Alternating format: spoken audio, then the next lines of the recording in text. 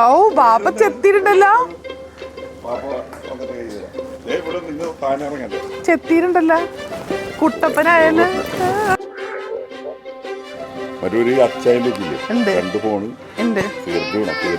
മുണ്ടെടുത്തതൊക്കെ correct, മുണ്ടെടുത്തൊക്കെ അടിപൊളിയല്ലേ? Makeup ഇച്ചിരി ഓവറായി, മേക്കപ്പ് ഇച്ചിരി ഓവറായെങ്കിലും അതിലെന്ത് where is my groom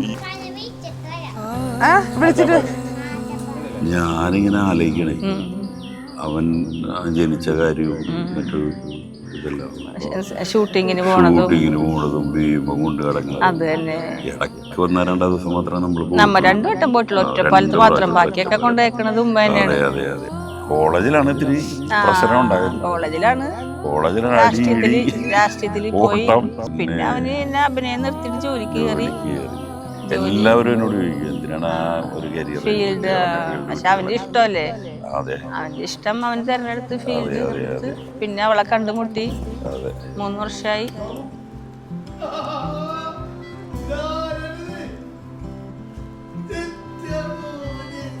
How do I look? Super. മേക്കപ്പോ പക്ഷെ നിങ്ങൾ ഒരുക്കിയിട്ടുണ്ട്. എത്ര മിനിറ്റ് എടുത്തു? അത് നമുക്ക് ഒതുങ്ങുന്ന അതന്നെ നല്ല മോളെ കിട്ടി, നല്ലൊരു മോളെ കിട്ടി. നമ്മളോടായിട്ട് ഇണങ്ങിച്ചേരുന്ന മോളെ കിട്ടി, അതൊരു ഭാഗ്യം. മൂത്ത കുട്ടിയായാലും നല്ലൊരു മോളെ കിട്ടി, മൂത്ത മോൻ്റെത്, അതും സന്തോഷം. പിന്നെ 2 പേരക്കുട്ടികള്, ഫാമിലി നല്ലതായിട്ട് പോണ്. ശരിക്കും നല്ല ഭാഗ്യം ചെയ്ത ആളുകളുണ്ട്. അത് തന്നെ.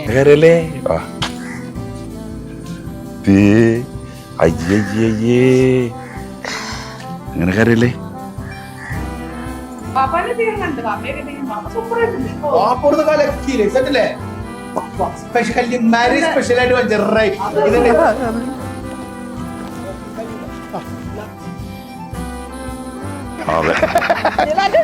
ധർമ്മേന്ദ്ര വന്നിട്ടുണ്ടോ? ധർമ്മേന്ദ്ര പാപ്പ പിടിക്കാൻ കഴിക്കും.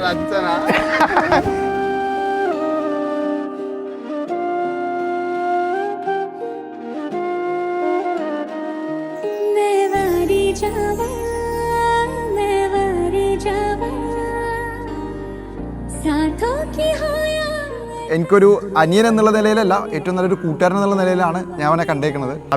ഹബീബനെ വീട്ടിൽ പൊക്കണത് ഞാനാണ്. കാരണം ഇവൻ എൻ്റെ അടുത്ത് പറഞ്ഞിട്ട് പോണത് എന്താണെന്ന് വെച്ച് കഴിഞ്ഞാൽ, ആലുവയിൽ എനിക്കൊരു പരിപാടിയുണ്ട്, ഞാൻ അവിടെ പോണേണ്, കാർ എടുക്കണമെന്നാണ് പറഞ്ഞത്. അപ്പോൾ ഞാൻ ഓക്കെ പറഞ്ഞു. വളരെ അൺഎക്സ്പെക്റ്റഡ് ആയിട്ട് ഞാൻ ഒരിക്കലും പോകാത്ത വഴിയിലൂടെ ഞാനിങ്ങനെ പോയപ്പോൾ ഒരു മിന്നായം പോലെ എൻ്റെ കാറും കണ്ട് അതിൻ്റെ അകത്തൊരു പെൺകുട്ടീനെയും കണ്ട്. ഞാൻ ഹബീബനെ കണ്ടില്ല, ഇവനാണോ ഓടിച്ചതെന്ന് എനിക്ക് മനസ്സിലായി. പിന്നെ പിറ്റേന്ന് വൈകുന്നേരം ആയപ്പോൾ ഞാൻ ഇവളുടെ അടുത്ത് പറഞ്ഞു, എടി അവൻ എവിടെയോ പോയതാണ് കേട്ടോ, നൈസിനൊന്ന് കൊത്തി നോക്കട്ടെ എന്ന് പറഞ്ഞിട്ട് ഞാൻ പിറ്റേന്ന് വൈകുന്നേരം ആയപ്പോൾ അവൻ്റെ അടുത്ത് എങ്ങനെയുണ്ടായിരുന്ന റിസോർട്ട് കാര്യങ്ങളൊക്കെ ഓക്കെ ആയിരുന്ന? ആ റിസോർട്ട് സൂപ്പർ. ഞാൻ പറഞ്ഞു അവിടെ പൂളിന് ഇത്രയാണ്, ഇങ്ങനെ തന്നെ ഫെസിലിറ്റീസ് ഒക്കെ ഉണ്ടാണല്ലേ. മോനെ അപ്പോൾ എത്ര മണിക്ക് എത്തി? ഞാൻ രാവിലെ എത്തി. ആണല്ലേ, അപ്പോൾ ഞാൻ കണ്ടത് ഇവന് ഉച്ചക്ക് കണ്ടാ. ഞാൻ പറഞ്ഞു മോനിങ്ങോട്ട് വന്ന് നീ സത്യം എൻ്റെ അടുത്ത് പറഞ്ഞാൽ നല്ലതാണ്, ഞാൻ ഇന്ന സമയത്ത് ഇന്ന ടൈമിൽ നിന്നെ ഇവിടെ വെച്ച് കണ്ടു, കൂടെയുള്ള പെണ്ണാരാണ് പൊക്കി. ഇങ്ങനെയാണ് അവളെ ഞാൻ പൊക്കണത്. അതെ, അതായത് പെണ്ണിനെ ഇവൻ നമ്മുടെ അടുത്ത് ഇൻട്രൊഡ്യൂസ് ചെയ്യുന്നതിന് മുന്നേ തന്നെ പെണ്ണാരാണ്, ഇവരെവിടെയാണ് പോയതെന്നുള്ള എക്സാക്ട് ഡീറ്റെയിൽസ് കയ്യോടെ പൊക്കണത് ഞങ്ങളാണ്. പിന്നെ ഇവർ ഇൻട്രൊഡ്യൂസ് ചെയ്തു. ഇവർ തമ്മിലുള്ള ബോണ്ട് കറക്റ്റാണ്. കാരണം ഇവൻ ഇച്ചിരി ടെററായിരുന്നു ആദ്യം. ഇവൻ ആദ്യം പാൽക്കേന്നായാലും പ്രേമിച്ചതിനൊപ്പം പ്രേം നസീറാണ് അയക്കണത്. അതാണ് ഇതിൻ്റെ കോമഡി. ഹബീബ് വന്നത് പിന്നെ ആള് ഭയങ്കരമായിട്ട് മാറി. ആ ടെറർ അതിൽ നിന്നുള്ളത് വളരെ റൊമാൻറ്റിക് അതിലായിട്ട് മാറിയിട്ടുണ്ട്. ഹബീബി ആണെങ്കിലും ഇവരുടെ ഡ്രീം എല്ലാം പക്കയാണ്.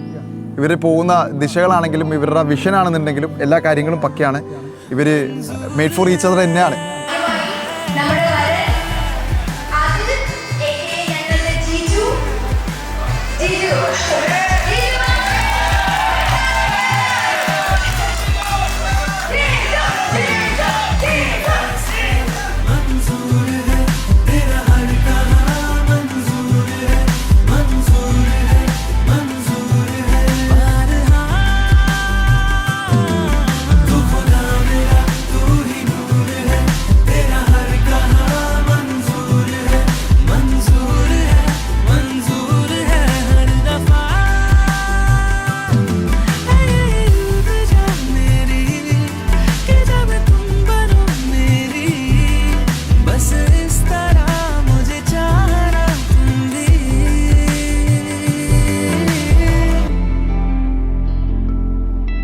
പക്ഷേ ഞങ്ങൾ നീരാളി മന്തി കഴിക്കാൻ പോണ വഴിക്ക് ഇക്കാക്ക വിളിച്ചിങ്ങനെ ഫുഡും കഴിച്ച് തിരിച്ചു വരുന്ന വഴിക്ക് പ്യാരിയുടെ അവിടെ വെച്ചിട്ട് ഇക്കാക്ക ഞാനവിടെ തീരെ പ്രതീക്ഷിച്ചില്ല.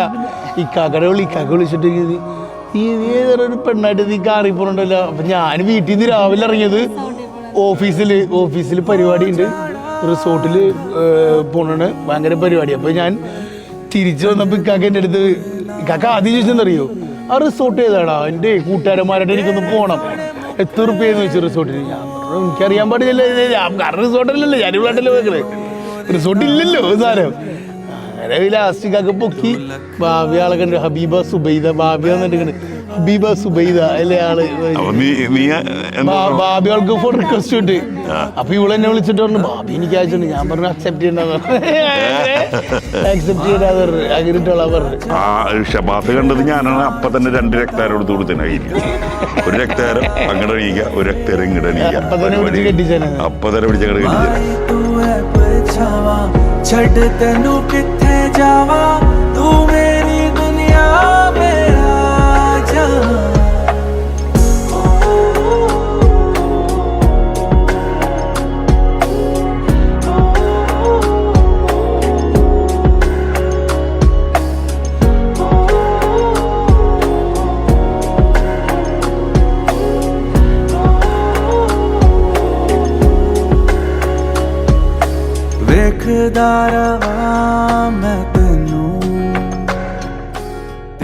ആദില് എൻ്റെ പേരക്കുട്ടിയാണ്. കലനോടത്തിൽ വാത്സല്യം കൂടിയ ആളാണ് ഞാൻ.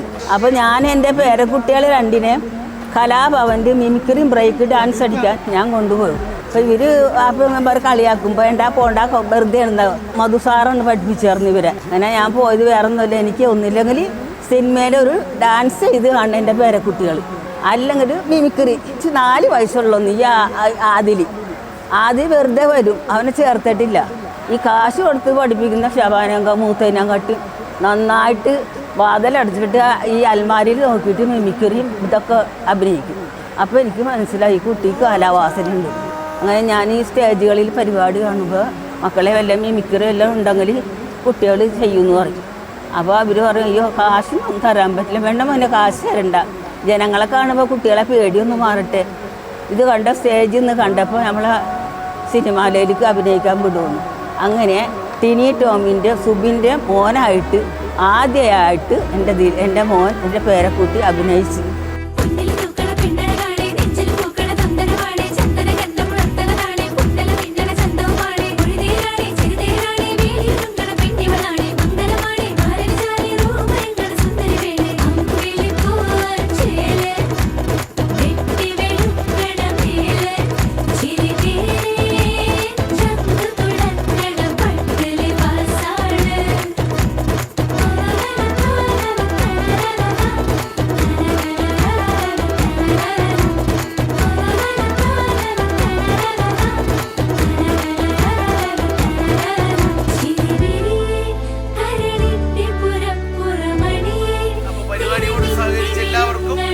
വളരെയധികം നന്ദി.